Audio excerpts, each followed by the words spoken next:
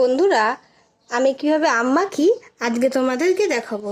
দেখো, আমের উপরে হালকা বিট লবণ আমি ছড়িয়ে রেখেছিলাম, আর একটু দিয়ে দিলাম।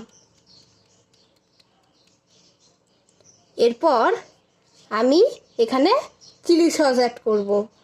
আমি এইভাবেই আম মেখে খাই। তোমরা কিভাবে আম মেখে খাও আমাকে কমেন্টে জানিও। যেহেতু আমি কাঁচা লঙ্কা খাবো না, তাই আমি একটুখানি চিলি সস দিয়ে দিলাম। তোমরা তোমাদের স্বাদ অনুযায়ী দিও। হয়ে গেল। এরপর আমি এটাকে ভালো করে মেখে নেব।